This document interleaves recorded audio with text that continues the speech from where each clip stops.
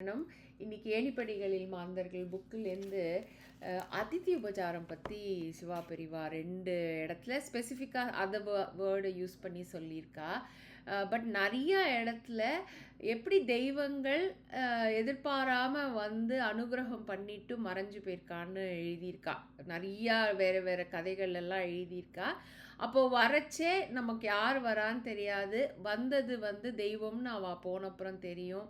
R அசரீரியாக மாறிடுவான் அப்படின்னு நிறையா இடத்துல பெரியவா கதைகளில் எழுதியிருக்கா. இன்றைக்கி பார்க்க போகிறது வந்து 2 ரெஃபரன்சஸ் டு அதித்தி உபச்சாரம்.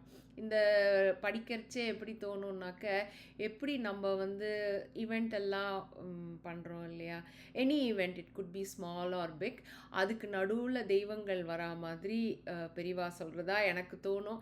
பட் இந்த கதையில் வந்து தெய்வங்கள் வர்றது வந்து நல்ல ஸ்திதியில் இருக்கிறவாளுக்கு எப்படி தெய்வங்கள் வந்து அவளோட ஸ்திதியை எல்லாருக்கும் புரியணுங்கிறதுக்காக அருள் செய்ய வரா, அதோட என்ன சொல்கிறது, அதை எல்லாருக்கும் தெரியணுன்றதுக்காக வரான்னு எழுதியிருக்கா.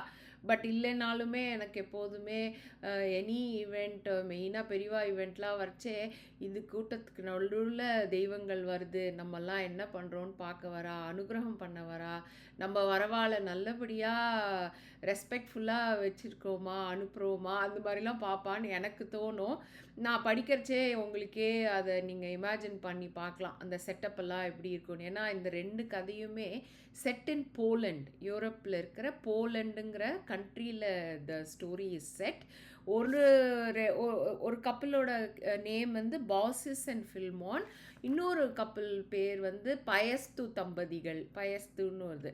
இந்த பாசிஸ் அண்ட் ஃபிலமன் படிக்கிறச்சேயே அந்த பயஸ்து பேரை ரெஃபர் பண்ணியிருப்பா பெரியவா. ஸோ ஃபஸ்ட்டு இதை படிச்சுட்டு நம்ம அதையும் படிக்கலாம்.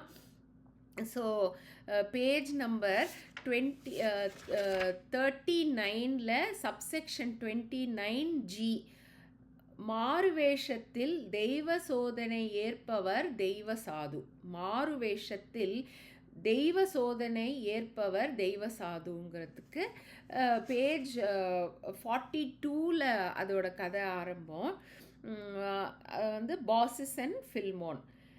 உலகத்தினர் விவேகிகளாக வாழ்ந்து வந்த இந்த கலியுகத்தில், நமது கலியுகம் பிறந்து 3 லட்சம் ஆண்டுகளுக்கு மேல் ஆகிவிட்டது.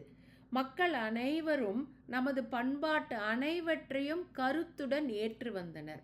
அந்த பண்பாடுகளில் அதிதி உபச்சாரம் ஒன்றாகும். அத்தகைய ஒரு காலத்தில் பரமேஸ்வரன் ஜூபிட்டர் மாறுவேஷத்தில் தோன்றி அதிதி உபச்சாரத்தில் தவறிய ஒரு சிலரை தண்டித்ததாக கிரேக்க வரலாறு ஒன்று கூறுகிறது. Jupiter takes its root from Diovis or Dovis pater. Pater equals பிதா, div equals to shine, root from Sanskrit. இதே விதமாக ஆதி பாலஸ்தீனியர்கள் பரமேஸ்வரனை யாவே என்று கூறி வந்தனர். பிந்தைய காலத்திய புராதன ஹீப்ரூக்கள் ஜிஹோவா என்று அழைத்து வந்தனர். ஹீப்ரூக்கள் யூதர்களாக மாறிய பிறகு அவர்கள் மற்றைய தெய்வங்களை விலக்கி ஜிஹோவாவை மட்டும் தங்களுடைய ஒரே கடவுளாக கற்பித்து கொண்டனர். Jehovah is an artificial pronunciation of the consonants JHVH or YHWH, root from Sanskrit. According to tradition, the word was pronounced Yabi. This seems to indicate Jehovah or Yahweh, a pronunciation adopted by many modern scholars. Aditi உபச்சாரத்தை பற்றி பேசிக்கொண்டிருந்தோம் அல்லவா. அத்தகைய பண்பை சமீப காலம் வரையிலும் நமது தேசத்தில் பலர் ஏற்று வந்தனர். இன்றைக்கும் அத்தகைய மனப்பான்மையை கொண்ட ஏதோ ஒரு சிலர் வாழ்ந்து வராமல் இல்லை. ஆனாலும் நீதியை தேட வேண்டிய நிலை இருக்கும் இக்காலத்தில் முன்பின் தெரியாத அந்நியர்களை உபசரித்து அன்னமிடுவீர்களே, ஆனால் உங்களுடைய கதி அதோ கதியாகிவிடும். சுமார் 4000 ஆண்டுகளுக்கு முந்தைய போலந்து தேசத்தில் பயஸ்து தம்பதிகளைப் போல் பாசிஸ் என்ற மாதுவும் அவருடைய கணவரான ஃபில்மோன் பிரிஜையா என்ற நாட்டில் தன்வந்தர்களாக வாழ்ந்து வந்தனர். இந்த நாடு தற்காலத்திய துர்க்கியின் ஓர் பாகத்தில் அமைந்திருந்தது. தங்களது ஆஸ்தி தங்களுக்கு சொந்தமில்லை என்றும் யாவும் பகவானுக்குரியதென்றும் நினைத்துவிட்ட அந்த தம்பதிகள் அதை அதிதி உபசாரத்திற்கு பயன்படுத்த மனம் கொண்டு விட்டனர். காலக்கிரமத்தில் ஆஸ்தி பூராவும் செலவழிந்து விட்டது. இத்தகைய நிலைமையிலும் தங்களது சக்திக்கு தகுந்தவாறு அதிதி உபசாரத்தை மேற்கொண்டு வராமல் இல்லை. அத்தகைய தெய்வீக தூய்மையில் வாழ்ந்து வந்த தெய்வ சாதுக்களின் மேன்மையை தெளிய வைக்க பரமேஸ்வரம் மனம் கொண்டு விட்டார். எனவே ஜூபிட்டர் வருணனையும் ஏரியல் மர்க்குரி தன்னுடன் அழைத்து கொண்டு பக்தர்களின் குடிசை வாயிலில் பரதேசிகளைப் போல் மாறுவேடம் பூண்டு நின்றார்.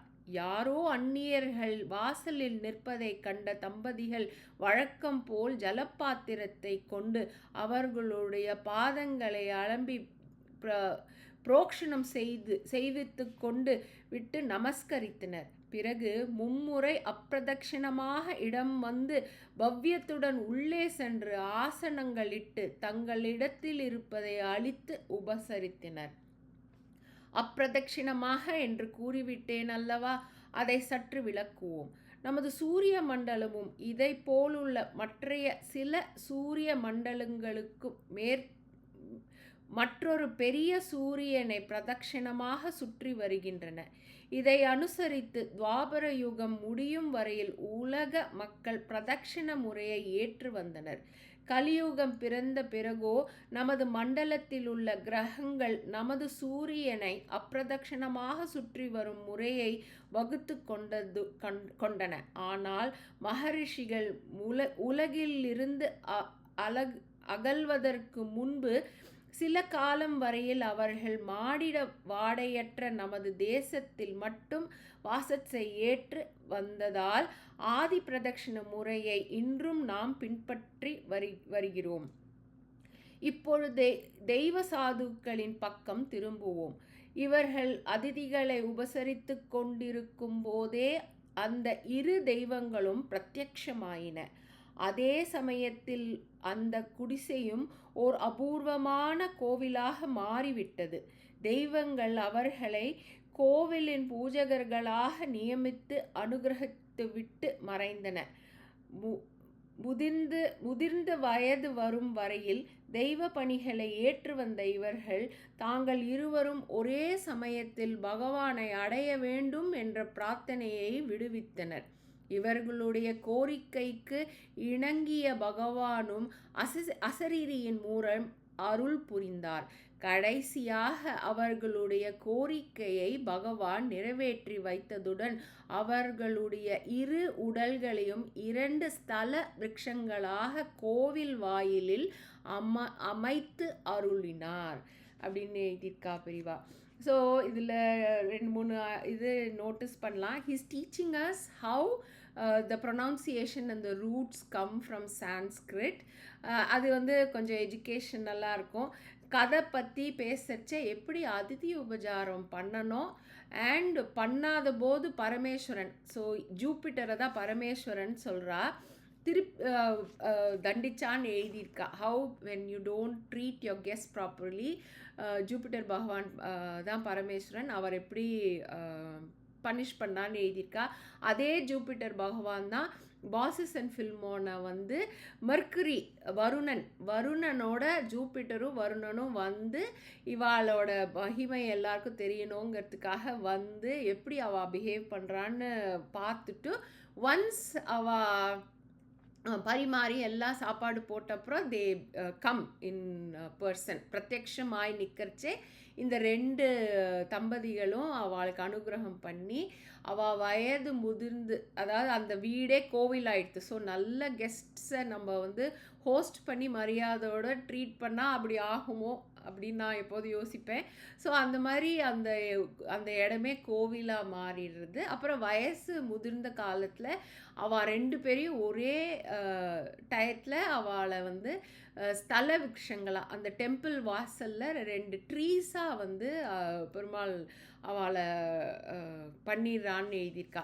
ஸோ இது வந்து wonderful to read and imagine எப்படி இருந்திருக்கும் அந்த போலண்ட் காலத்தில் எப்படி அந்த ஜலபாத்திரத்தெல்லாம் எடுத்துன்னு போய் காலை அலம்பி உள்ளே ஆயிடுச்சுன்னு வந்து சாப்பாடு இருக்கிறத போட்டு அதெல்லாம் எப்படி we can imagine that happened in Poland as well அப்படின்னு பெரியவா புக்கில் எழுதியிருக்கா. அதை நம்ம இமேஜின் பண்ணி பார்க்கலாம். நான் யோசிப்பேன் என்ன பதார்த்தங்கள் கொடுத்துருந்துருப்பா, maybe fruits, maybe I don't know என்ன ஃபுட்டு சமையல் பண்ணி போட்டுருந்துருப்பா போலண்டில் அப்படிலாம் நான் யோசிப்பேன். பட் நீங்களே இந்த செக்ஷன் படிங்கோ. அடுத்தது இதே வீடியோவில் பயஸ்து பற்றியும் நான் ரெக்கார்ட் பண்ணுறேன். இப்போ பயஸ்துவோட கதையை பற்றி பார்ப்போம். பேஜ் நம்பர் 466 அக்ஷய பாத்திரம்ன்ற டாப்பிக்கில் பயஸ்துவோட ஸ்டோரி வரும். அதுக்கு முந்தின பேஜ் எல்லாமும் போலண்டோட ஸ்டோரி பற்றி எழுதிட்டு அக்ஷய பாத்திரம் எழுதிட்டு அதில் வந்து பயஸ்துவோட கதை வருது. சிவா பெரியவா வந்து எங்கள் அப்பாவை பயஸ்து ஒரு தடவை படிக்க சொன்னான்னு சொன்னான். ஸோ அதனால் இது நான் உங்களுக்கு படிக்கிறேன், நீங்கள் கேளுங்கோ. பேஜ் 468. கிறிஸ்துவ மதம் தோன்றி 841 ஆண்டுகள் முடிவடைந்த காலத்திலும் கிறிஸ்துவ மதத்தை பற்றி அறியாத ஒரு சில நாடுகள் ஐரோப்பியாவில் இயங்கி வந்தன. அவைகளுள் போலந்தும் ஒன்றாகும். நாம் போப்பிலை பற்றி பேசி கொண்டிருந்தோம் அல்லவா? அவனுடைய காலத்தில் பயஸ்து என்ற ஒரு தெய்வ சாது தனது பத்தினியுடன் போலந்திலேயே வாழ்ந்து வந்தார். தங்களுடைய வாழ்க்கையை தெய்வ தியானத்திற்கு அர்ப்பணித்து வந்த இவர்கள் ஏழ்மையில் மனம் நிரம்பி இருந்தனர். இவர்களுக்கு ஆண் குழந்தை ஒன்று பிறந்தது. தெய்வ மத சம்பிரதாய பிரகாரம் குழந்தைக்கு வயது வந்தவுடன் முடியிறக்கி பெயர் சூட்டும் விசேஷ நாளை 842 தம்பதிகள் கொண்டாடலானார்கள். எனவே அன்று அந்த குக்கிராமத்தில் இருந்த அண்டையவர்களை போஜனத்திற்கு அழைத்திருந்தனர். நிற்க பயஸ்து என்ற பெரியவர் ஓர் தெய்வீக நிலையை அடைந்திருந்த ஓர் கிறிஸ்துவ மேதாவியால் குறிப்பிட தெரியாமல் இருந்தாலும் அவருடைய பக்குவமான தன்மைகளை உற்ற வகையில் சித்தரித்து காட்டாமல் இல்லை. There dealt in Kurschwitz a poor but virtuous man named Pius, so poor indeed that his wants were but scantily supplied by a small piece of ground which he cultivated with his own hands. He had a wife and a son, both worthy of him. He lived contented in his poverty, which he had no wish to remove, since he had wisdom enough to perceive that the state most exempt from artificial wants is the most favorable to virtue, and consequently to happiness. When the time arrived that his son should be first shorn of his locks of hair and receive a name, a custom of great antiquity among the pagans, he invited, as was usual on such occasions, his neighbors to the ceremony. On the day appointed, 2 strangers arrived with the rest and were admitted with hospitality so honorable to the people. அண்டையர்களை போஜனத்திற்கு அழைத்திருந்ததாக கூறினேன் அல்லவா? அன்று வழக்கம் போல் தெய்வ ஆராதனை பூஜை போன்றவைகளையும் குழந்தைக்கு நடத்த வேண்டிய சுப காரியங்களையும் காலையிலேயே முடித்துக்கொண்டு சமையல் வேலைக்கு ஆரம்பித்தனர். தெய்வத்தை விரும்பி வாழ்ந்த தம்பதிகள் ஏழ்மையையும் விரும்பி வாழ்ந்து வந்ததால் அன்று பற்றாக்குறையுடன் சமைக்க வேண்டிய திட்டத்தை பின்பற்ற வேண்டியதாய்விட்டது. தவிர போஜனத்திற்கு அமரும் சமயத்தில் மேலும் 2 தம்பதிகள் வந்துவிடவே அவர்களையும் உபசரித்து போஜனத்திற்கு அமர தம்பதிகள் கேட்டுக்கொண்டனர்.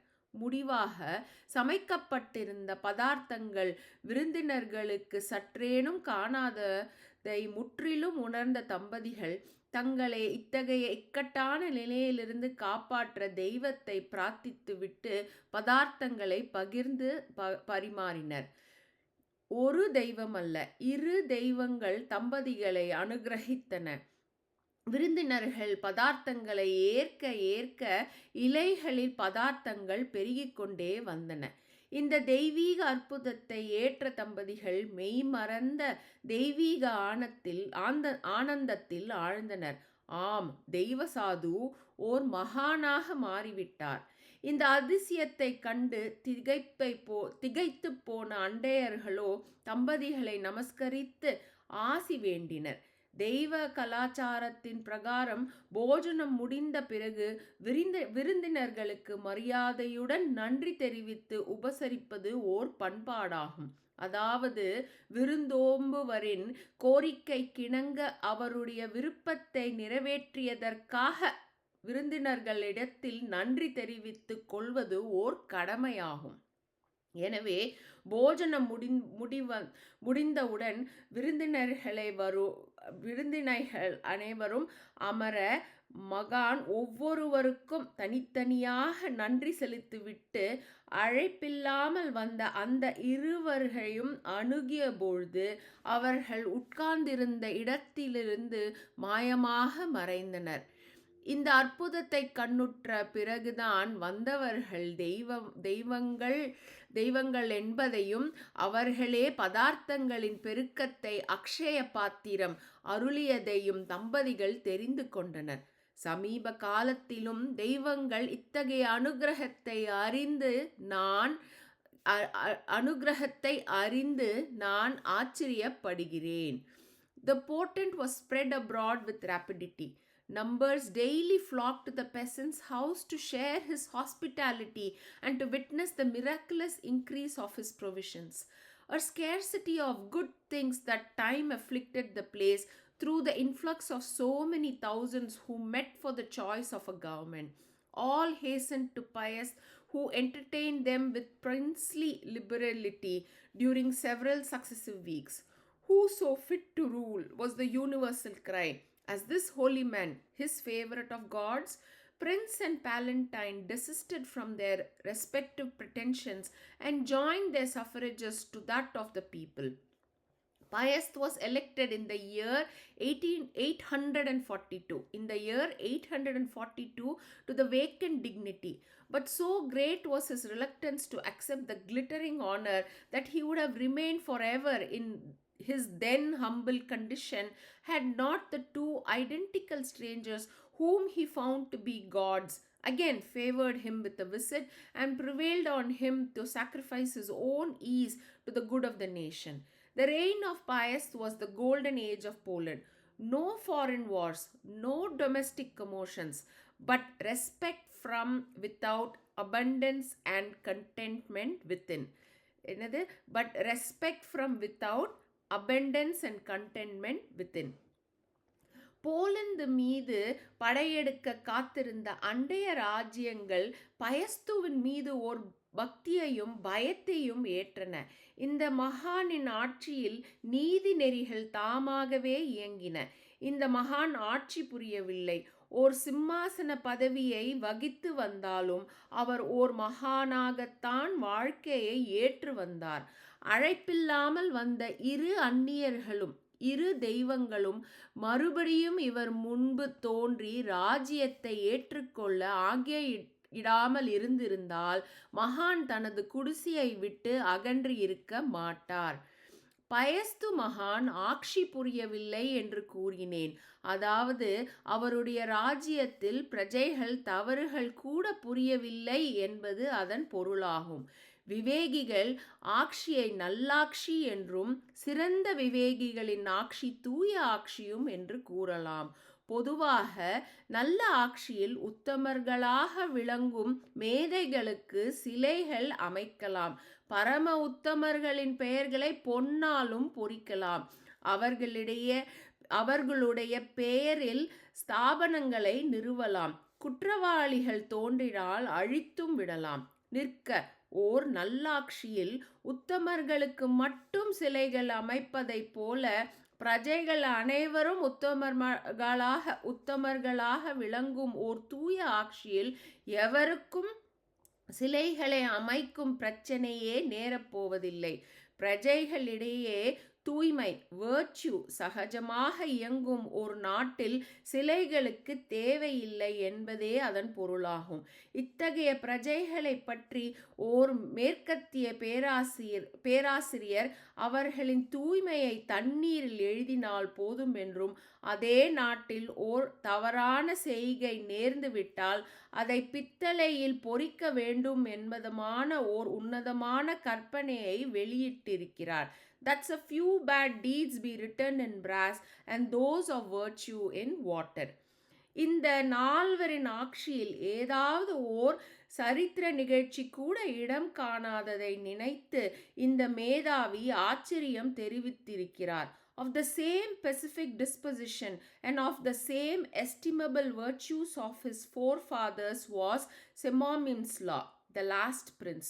For the same honorable reason, the reign of this prince furnishes no materials for history.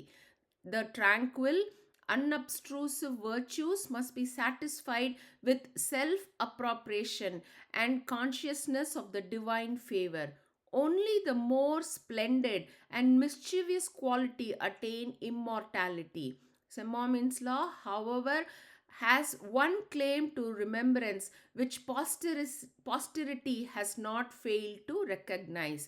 பயஸ்துவின் ஆட்சியிலும் அவருடைய 3 சந்ததியர் காலத்திலும் 842 to 964 போலந்திய மக்கள் தெய்வீகத்துடனும் சந்துஷ்டியுடனும் வாழ்ந்து வந்ததாக அக்காலத்திய ஆசிரியர்கள் பெரிதும் புகழ்ந்து போற்றியிருக்கின்றார்கள். கிபி 965இல் போலந்து கிறிஸ்துவ மதத்தினரால் கைப்பற்றப்பட்டு விட்டது. இதில் 2-3 விஷயம் நோட் பண்ணணும். பேஜ் வந்து 468 செகண்ட் பேராகிராஃபில் பெரியவா எழுதியிருக்கா, நிற்க பயஸ்து என்ற பெரியவர். ஸோ நம்ம பெரியவாலாம் எவ்வளோ பெரிய ஸ்தித்தியில் இருக்கா இல்லையா, அதனால தானே நம்ம பெரியவான்னு சொல்கிறோம். மகா பெரியவா, சிவா பெரியவா, ட்ரிப்ளிகேன் பெரியவா, ஏன்னா அவள்லாம் பெரியவான்னு அந்த லெவலில் இருக்கிறதுனால பெரியவருங்கிறோம். சிவா பெரியவா வந்து பயஸ்துவ பெரியவர் அப்படிங்கிறா. பெரியவா இன்னும் பெரியவா. பயஸ்துவும் பாசிஸ் அண்ட் ஃபில்மோனும் தெய்வ சாதுக்கள். என்ன பாசிஸ் அண்ட் ஃபில்மன் நம்ம படித்ததில் வந்து அவர் தெய்வ சாதுவாகவே இருக்க, அப்புறமா அவரை வந்து அந்த வீடில் இருந்ததை அவள் வந்து கோவிலாக்கி, அப்புறம் அவள் ஹஸ்பண்ட் அண்ட் ஒய்ஃப் 2 பேரும் ஒன்றா இருக்கணுங்கிறதுனால அவள் வந்து அந்த ஸ்தல விருட்சங்கள் அந்த டெம்பிளோட ஸ்பெசிஃபிக் ட்ரீஸ் ஆக்கிடுறா. இதில் வந்து பயஸ்துவோட கப்பிள் வந்து தே chose to be poor and they enjoyed poor and அவளோட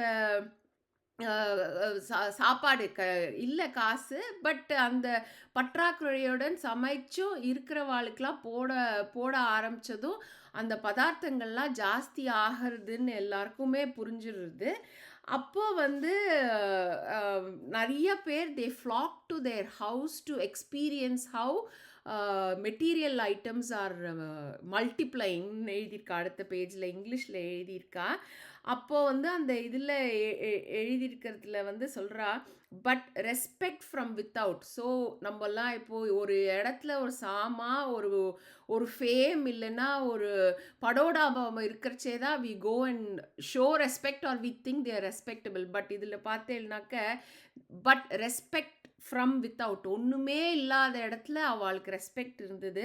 அபண்டன்ஸ் அண்ட் கண்டென்ட்மெண்ட் வித்தின், மனசுக்குள்ளே எப்போ பார் அபண்டன்ஸ் அண்ட் கண்டென்ட்மெண்ட், ஒரு சந்தோஷமும் ஒரு நிறைவு தன்மையும் அவள் மனசுக்குள்ளே இருந்ததுன்னு இது எழுதியிருக்கா.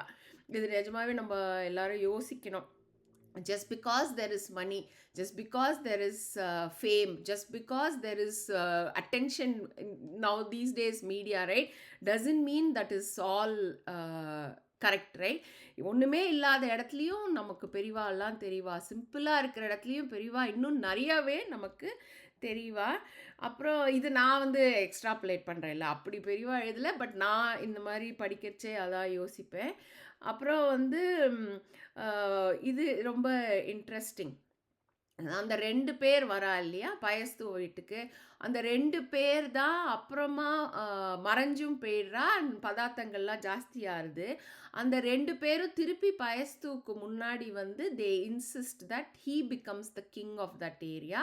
அவர் வந்து மகானாக தான் இருக்கார், பட் யூனோ அவர் அந்த கிங் ஆலைன்னா அந்த வீடை விட்டு பேர்ந்திருக்க மாட்டார். But he basically continues to be மகான்.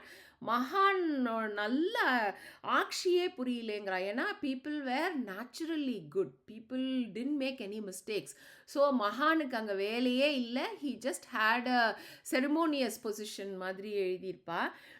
அப்புறம் வந்து 2 டிஃப்ரென்ஸ் கொடுத்துருப்பா. ஒரு விவேகி, ஒரு ஒரு ஒரு ரூலர்ன்னு எடுத்தா, அந்த ரூலர் வந்து விவேகியா இருந்தா, அவரோட ஆக்ஷிய நல்ல ஆக்ஷின்னும், ஒரு சிறந்த விவேகி ஆக்ஷிய வந்து தூய ஆக்ஷியுன்னு சொல்லணும்ன்ட்டு எழுதியிருக்கா. இது ரொம்ப இன்ட்ரெஸ்டிங் டிஸ்கிரிப்ஷன். விவேகியோட ஆக்ஷி நல்ல ஆக்ஷி, சிறந்த விவேகியோட ஆக்ஷி வந்து தூய ஆக்ஷின்னு எழுதியிருக்கா. அப்புறம் வந்து பிரஜைகள்கிட்ட வேர்ச்சியூஸ், பெரியவா புக்கில் வேர்ச்சியூன்னு அவ்வளோ வேர்ச்சியூ எழுதுவா. வேர்ச்சியூ பற்றி அவ்வளோ பெரியவாளுக்கு பிடிக்கும். ஸோ அந்த இயல்பிலேயே அவள் எல்லாரும் தூய்மையாக வேர்ச்சுவஸாக இருந்தான்னு எழுதியிருக்கா. அப்புறம் பயஸ்துவோட இதில் வந்து எல்லாருமே நல்லவாளா இருந்ததுனால, யாருக்கு போய் சிலை கட்டுவா, இல்லை யாருக்கு போய் ஒரு எஸ்டாப்ளிஷ்மெண்ட் பண்ணி அதுக்கு பேர் வைப்பா. எல்லாருமே நல்லவாளா இருந்ததுனால அவள் they didn't have much to take from history because people were generally very very குட்ன்னு எழுதிட்டு அவரோட 4 ஜென்ரேஷன்ஸ், அவரும் அவரோட 3 ஃபாலோயிங் ஜென்ரேஷன்ஸும் ரொம்ப நல்லா ஆக்ஷி புரிஞ்சான்னு எழுதியிருக்கா. ஸோ இது வந்து ஒன்று இந்த 2 கதையிலையும் எப்படி வந்து சிம்பிளாக அவள் தனக்கு இல்லைனாலும் வந்த 2 அதிதிகளை எப்படி அவள் ரெஸ்பெக்ட் பண்ணா. அப்புறம் எப்படி அந்த வந்தவா 2 பேரும் literally to check how people are behaving, how the guest is behaving, அந்த கெஸ்ட்டோட மகிமையை எல்லாருக்கும் புரிய வைக்கிறதுக்காக அந்த 2 தெய்வங்கள் வரா. அண்ட் வரவாளை எப்படி ரெஸ்பெக்ட்ஃபுல்லாக நம்ம ட்ரீட் பண்ணுறோன்ட்டு. Even if the event is not big, even if we are not able to host many people, கொஞ்சம் பேரை வச்சு ஒரு ஃபங்க்ஷனோ ஒரு கேதரிங்கோ நடத்தினா வரவாளை எப்படி நம்ம ரெஸ்பெக்ட் பண்ணணுன்ட்டு இதுலேருந்து தெரியும். அஃப்கோர்ஸ் அந்த பதார்த்தங்கள் ஜாஸ்தி ஆகுதுங்கிறது வந்து சைடு இன்ஃபர்மேஷன். பட் வரவாளை எப்படி ரெஸ்பெக்ட் பண்ணணும், அப்போது நமக்கு நடுவில் எப்போ பார் தெய்வங்கள்லாம் வந்துன்னு இருக்கா. அது கூட இந்த பேஜ் 470 டாப்பில் எழுதியிருப்பான்னு. இது வந்து சமீப காலத்தில் எழுதியிருக்கா. ஒரு செகண்ட் இருங்க, நான் எடுக்கிறேன். சமீப காலத்திலும் தெய்வங்களின் சமீப காலத்திலும் தெய்வங்களின் இத்தகைய அனுகிரகத்தை அறிந்து நான் ஆச்சரியப்படுகிறேன் எழுதியிருக்கா. அப்படின்னா என்ன அர்த்தம்? இந்த ரீசன்ட் டைம்ஸ் கூட தெய்வங்கள் விசிட் பண்ணுவான்ட்டு எனக்கு புரியறது. 842 இந்த கதை பெரியவா அதை சமீப காலம்னு சொல்கிறாளா, இல்லை நம்ம இருக்கிற 2000 சமீப காலம்னு சொல்கிறாளா தெரியல. எனக்கு தெரிஞ்சு இந்த காலத்துலேயும் வருவான்னு தான் சொல்கிறான்னு எனக்கு தோணும். ஸோ நம்ம எல்லாரும் நம்மளோட நடவடிக்கையில் உஷாராக இருக்கணும். Specially if we host any event. யார் வரானே நமக்கு தெரியாது கண்டிப்பாக, ஆனால் தெய்வங்கள் வரும்னு எனக்கு எப்போதுமே தோணும். ஸோ இந்த கதையை நீங்கள் திருப்பி படிங்கோ. அடுத்தது வேறு இதில் நான் பார்க்குறேன். கொஞ்சம் மிஸ்டேக்ஸ் ஆகிடுத்து படிக்கிறச்சே, கொஞ்சம் இன்ட்ரப்ஷன்ஸ் ஆகிடுத்து, ப்ளீஸ் என்னை மன்னிச்சிடுங்கோ. மகா பெரிவா, சிவா பெரிவா, ட்ரிப்ளிகேன் பெரிவா சரணம். ஹர ஹர சங்கர, ஜெய ஜெய சங்கர.